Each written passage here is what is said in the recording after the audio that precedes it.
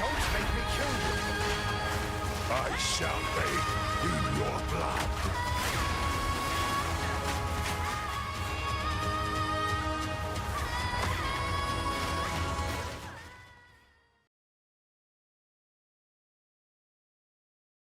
Hello, Exiles, and if you're a Path of Exile 2 Exile, then hello, long time no see indeed.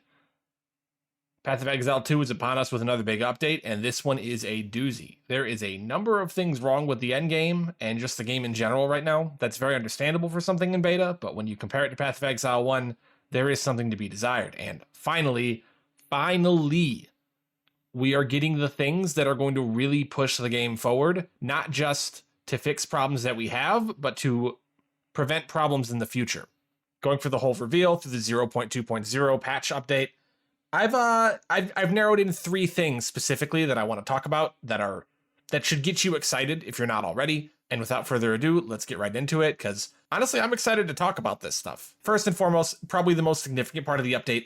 I don't even know that GGG themselves really understand how important this is. Over 100 new support gems. I want to talk about this first because, like everything I have to go over, this has both good short-term benefits, maybe even the best short-term benefits, and tremendous long-term benefits, maybe even the best long-term benefits. Obviously, in the short term, we have 100 new supports to make use of. That's just good and fun. Thing is, in Path of Exile 2, supports are, they work very differently than in Path of Exile 1 because they're often extensions of your primary skills that you're using to kill enemies with, even when they're on like a tertiary skill.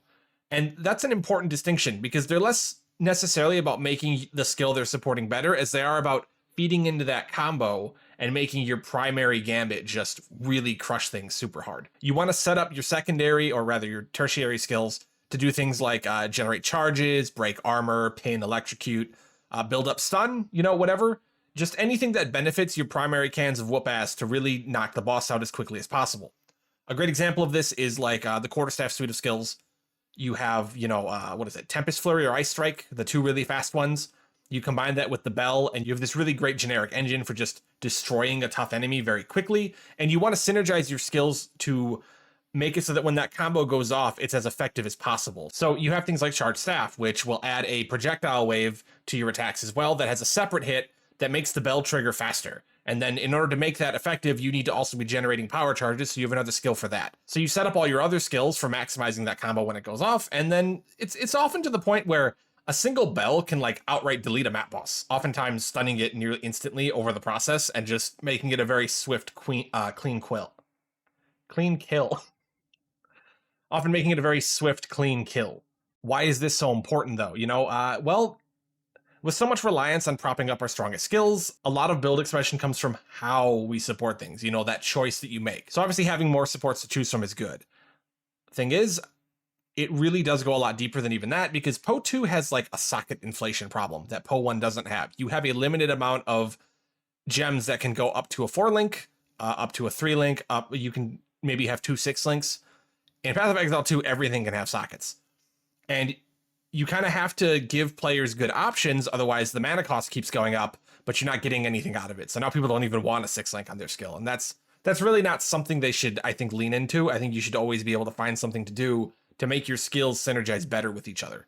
Additionally, in PoE 1, you can use the same support gem as many times as you want. In PoE 2, that is actually such a valuable commodity that they had to create an entire ascendancy noticeable in the Gemling Legionnaire tree for it, and or you can get, what is that unique helmet from the hardest boss in the game currently. I mean, there's a lot of value put on this, and honestly, that value is not going anywhere, really, even if they're adding more supports.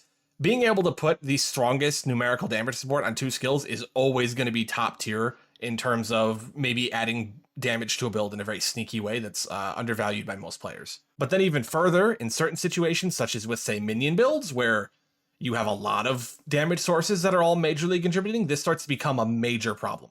If you're running a large variety of minions and a physical spell, this is something I personally have experience with, you run into a situation where building around physical damage as your profile starts to become pretty difficult. This is why 100 support gems is a big deal. Long-term, PoE needs to have more compelling support gems than there are necessary to fill out an entire character. Otherwise, the system itself doesn't make sense and is only ever really arbitrarily limiting because at the end of the day, there's really only going to be one or two ways to completely fill out your character sheet. And you gotta have enough room for people to express themselves. Otherwise, you're not really making a build. You're just kind of slowly evolving into the same perfect life form as every other player. So moving on, we have Rogue Exiles. Rogue Exiles, honestly, kind of has some overlap with, I think, the third category, but Rogue Exiles especially has a lot going for it that really deserves some special attention. Rogue Exiles in Poe 1, fun mechanic. You fight yourself, you know, a simulacrum of it, if you will. Someone who supposedly has to play by the same rules. And the cool thing about Rogue Exiles is they have an equipment set, right? And they often drop like a full suit of equipment, usually in Magic to Rare variety, sometimes a unique. Rogue Exiles in Poe 2 aren't that much different, but they kind of tell you what uniques the Exile is wearing, which is cool in two ways. The first is they benefit from that unique. They get those unique modifiers, which can make them much harder, but it also tells you the value of your opponent as you encounter them, and you have to kill them, right? If they kill you instead, they portal out and run away, which, again, that really matches the whole "it's another one of us" theme. This is great for so many reasons, because if you run a map in Path of Exile 2 right now, odds are you have carefully curated that location on your infinite map atlas to be as effective as possible. You're getting as many modifiers on there, as many types of content, as many plus levels, the biggest rolled waystone, and you go in on it. And then if that map area does not have that kind of value, you're probably chucking crappy waystones to get to the next one. Rogue Exiles is a way for those crappy nodes along the way to feel impactful, because they're not going to care too much about the quality of your waystone. If a Rogue Exile spawns with a really crazy unique, it spawns with a really crazy unique, and that's just great. Also, they're probably going to be a pretty decent loot explosion overall. I hope they still drop a full gear set, but considering the loot pacing in Path of Exile 2, I'm guessing that's not the case. Maybe it is. Maybe they're rare enough for that to work. And, you know, there's going to be like Atlas tree points that are going to improve the chances of encountering them. I think this is going to be a top thing to specialize in, depending on how much loot you actually get from a Rogue Exile, because A, they're going to be fun, B, they're going to show up anywhere, which, I mean, that's just good. And C, they're going to feel good. It's feel good content to run into a Rogue Exile and Path of Exile 2. I guess I could be wrong, right? They could be terribly overtuned, or they could like always have junk and just be like a pain in the butt. Probably not either of those things, to be perfectly honest. If anything, they're going to be undertuned. Overall, though, what I really want to drive home, though, is that Rogue Exiles are GGG's first concrete step towards ensuring that every map on the Atlas has a chance to be exciting. And you have to have that in Path of Exile, whether it's 1 or 2, because the game is a slot machine. If you feel like there's no chance for a big hit, you're asleep at the wheel. And that gets even worse when you have things like, you know, a white map could kill you, even on a strongly geared character, just because a situation can contrive itself and you weren't giving it all of your attention. You gotta give players something to be excited about. I think that's a universal sentiment. I think that's a universal sentiment, and something that every player has kind of been like, man, I wish there was more going on outside of the things I was deliberately setting up. The endgame revamp. This one is obvious, but no less important. The Poe 2 endgame is hot garbage in a secondhand sundress on every bipolar medication known to man. It will abuse you, promising better things are just around the corner at every corner, until you get to the end and you realize your big reward is farming more to attempt bosses that punish you for not having fought them a bunch of times already. For starters, they've changed the way Pinnacle boss loot works. It's rarer to get the best loot from them, but you can get them now even the first time you fight them. And that's a really good change. And the other thing is, Pinnacle bosses are now going to have kind of a retry system to them, I think pretty universally. I think that's already actually in the game for like the Exarch and whatnot. That's really... Is it the Exarch? What is the name of that boss? Oh, yeah, the Arbiter.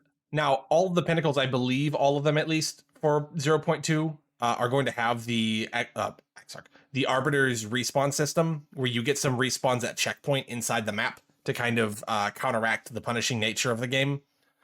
That's really good. What's crazy good is we're also going to get that for map bosses. So now, you know, map bosses being a guaranteed waystone drop, that's going to help with your sustain. And I believe in addition to that, they also said that Pinnacle bosses no longer give experience, but there's no experience penalty if you die to them either. And that's a really good change for softcore. In hardcore, you don't care either way. The experience penalty means nothing to you because death is rather permanent. The other thing is, the portals are no longer locked to one portal per map. And what I mean by that is, when you roll a map, you have a standard 6 portals, actually, to re-enter the map now. Yeah, you have 6. And the way it works is every time you add a mod to the map, you lose an extra portal. So once you get to 5 mods and beyond, you're back to 1 portal for the most profitable map. It's also going to be the most risky. That's very important to understand. That means that magical maps are going to be very safe for players to gear up and find their footing in. And that's more of a compounding thing than I think most people realize, because a lot of the times a character actually is pretty close to strong enough for the content you're running in like a much bigger way, but you don't have room to learn from your mistakes, and now you do. And that's going to give people the confidence to move up through endgame in a smoother fashion, and honestly just feel better overall. Unless you're in hardcore again, in which case you can't die. I'm sorry, these changes mean nothing to you. Then again, those downsides meant nothing to you either, so there's a lot of little details to mention as well. The first little detail to mention is that towers were made less annoying. There's less of them now. Yay, we don't have to run them all the time. There's more layouts. Yay. And possibly the biggest thing, they have multiple tablets and cover a bigger area. So you hit one tower, you put your tablets in, and you hope you get good stuff on the area. And just generally speaking, there's way less roughage and a lot more fun. And then on top of that, we have like unique tablets and all sorts of crazy stuff that can show up.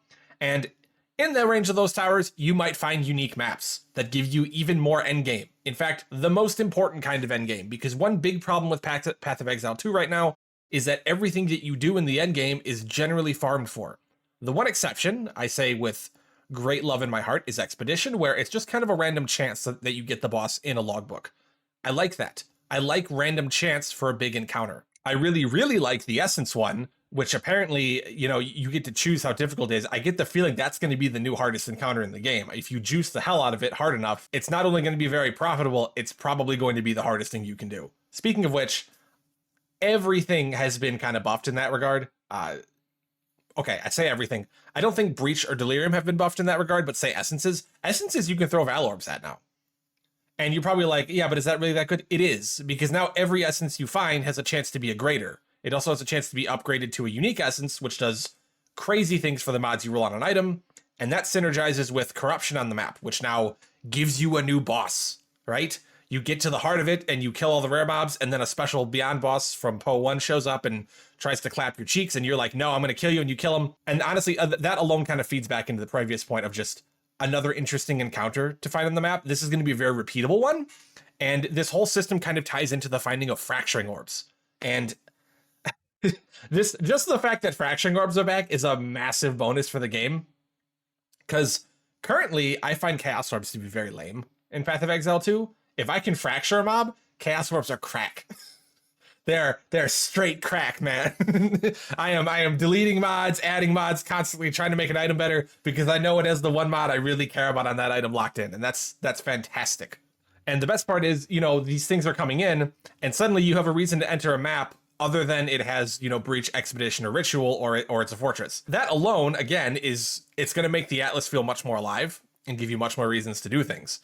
And it's like especially big for me, because I prefer those kind of more gradual happenstance farms. I've said that already again, but I want to pull a slot I want to pull a slot machine lever and see something interesting come up. And I want to be able to target things relatively quickly when I'm aiming at them. So if there isn't content in the game for me to do that with, the game gets stale. And that's why I weirdly developed like a happy relationship with Sanctum, because honestly, I could just keep doing that. And you know, that's kind of what some people want to do. Unfortunately, I don't really love Sanctum, so I would love to be able to do something else, and now I'm going to be able to, so that makes me very happy. I think it's going to make other people very happy, because currently you have very limited ways to play the endgame, and that's expanding. And speaking of ways to play the endgame and expansion, the Expedition mechanic got recombination. If you have not played Path of Exile 1, this is the most insane thing in the universe. You basically can smash 2 items together and get mods from both, and potentially get the best mods from both and make a god item, you know? And I believe the way they talk about it is you can actually target these mods. Like, you get to choose mods and try to smash them together. I think they said if you chose like 1 mod from each item, it's gonna be 35% chance. But if you can start an item with 2 of the best mods that you could ever get on that item, you're way ahead in crafting. It could go even further when you consider how fracturing might work. If you can have multiple fractured mods on an item through recombination, that's the endgame crafting right there. It's very risky, but at a certain point, you can recombinate an item to have like 3 of the specific mods you need. It'll be expensive, but from there, throwing currency at that rare base to make the rest of it line up is going to be rather cozy compared to how people are doing stuff right now. And the other benefit to recombination is suddenly essences, even the weaker ones, are quite a bit more exciting, because you can use that to target farm getting the specific mod on a base you want, and then throw it into the recombinator and make all your dreams come true. So, in summary, more build options, more unique encounters, a less stale mapping experience, less mapping roughage with towers, more forgiveness in early mappings, more options on what to farm at endgame, and a whole new, oh yeah, and a whole new character archetype that I didn't even bring up until now. And we haven't even gotten patch notes. Those come out in a week, so see you in a week, Exiles.